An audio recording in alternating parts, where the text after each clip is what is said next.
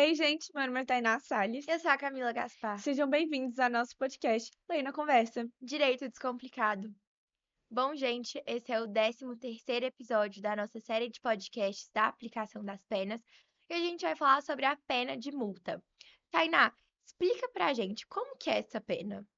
Gente, então, essa é uma das penas mais antigas que a gente tem e ela consiste no pagamento de dinheiro, né, em dinheiro do condenado para o Fundo Penitenciário Nacional. Então, a gente já vê, né, a diferença da pena de multa para a pena pecuniária, porque a pena pecuniária é uma pena restritiva de direito. E a pena de multa, ela é uma pena totalmente diferente.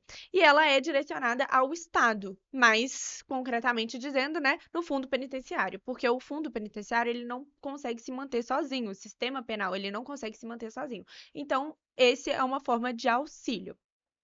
E a natureza jurídica dessa pena é cumulativa, alternativa e substitutiva, ou seja, tudo ao contrário da pena restritiva de direito. Quando a gente fala que ela é acumulativa, é porque ela pode ser aplicada junto com outra pena, a pena de prisão. Então, por exemplo, detenção mais a multa. Ela é alternativa porque o juiz ele pode decidir entre multa ou a detenção ou a reclusão, né? E ela é substitutiva, porque ela substitui a pena de prisão.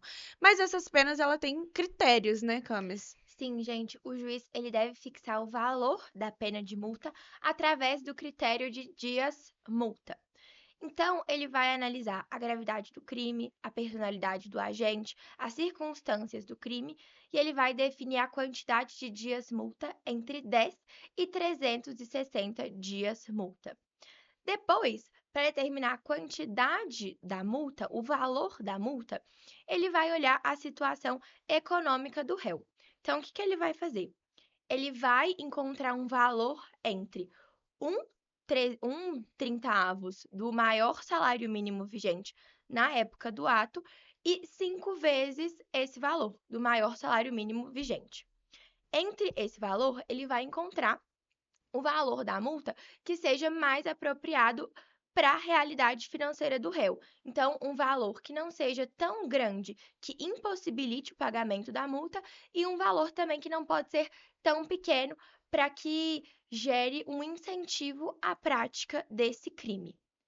E, gente, uma etapa que não tem previsão legal, mas que é aconselhada que os juízes tenham, é pegar o valor do salário do condenado, dividir por 30 e ver qual valor eles encontram. Se esse valor encontrado estiver dentro dos limites legais, ou seja, um 30avos do maior salário mínimo vigente ou até 5 vezes esse valor, ele vai aplicar o valor que ele achou. Agora, se for menos do que o mínimo ou maior que o máximo, ele tem que encontrar para que seja o mínimo e o máximo. E, gente, é muito importante frisar que a multa, para que ela seja efetiva, ela tem que caber no bolso do réu. E para que a gente encontre de fato o valor da multa, a gente tem que multiplicar a quantidade de dias multa com o valor fixado da multa pelo juiz. Então, por exemplo, vamos supor que o juiz ele aplicou o mínimo de quantidade de dias multa, 10 dias multa. E para cada dia ele determinou a multa de R$ 500. Ele vai multiplicar 10 por 500 e vai encontrar um valor de R$ 5.000. Só que, gente, mesmo se o juiz ele aplica a pena máxima, então 5 vezes o maior salário mínimo vigente à época dos fatos, e mesmo assim ele acha que esse valor é insuficiente, que vai estar muito leve para o réu, ele pode triplicar esse valor. Tainá, agora explica pra gente o que acontece, como é efetuado o pagamento da multa? Então, Camis, o pagamento tem que ser feito a partir do dia, né, do trânsito julgado, da sentença, 10 dias após o trânsito em julgado. Porém, o juiz ele também pode parcelar, ele pode decidir, né, parcelar essa dívida mensalmente, contanto que não ultrapasse do 30% do salário do condenado.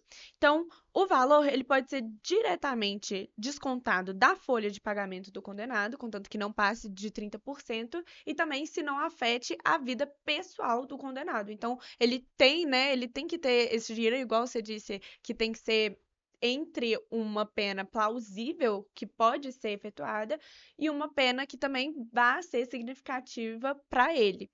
Então, a gente tem esses critérios, esses requisitos, e a gente também sempre tenta, o juiz ele sempre tenta conciliar todas as penas do condenado. Então, se ele estiver cumprindo outra pena, ele vai tentar conciliar esse pagamento da multa com a pena. Porém, na privativa de liberdade, não tem como isso acontecer, ao menos que seja em um momento de sursir, ou seja, uma suspensão provisória, né, da pena privativa de liberdade. Aí sim ele pode conciliar essas duas penas, né?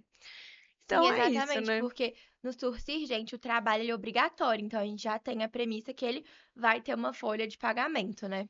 E é isso, gente, a gente conseguiu abordar todos esses critérios, o não pagamento, como que funciona o cálculo dos dias multa, e a gente encerra o nosso episódio aqui, né? Então comentem o que vocês querem que a gente traga no podcast. A gente também tá abrindo várias caixinhas de pergunta no Instagram. Acompanhe a gente em todas as redes sociais. Isso mesmo, beijos. Até o próximo episódio.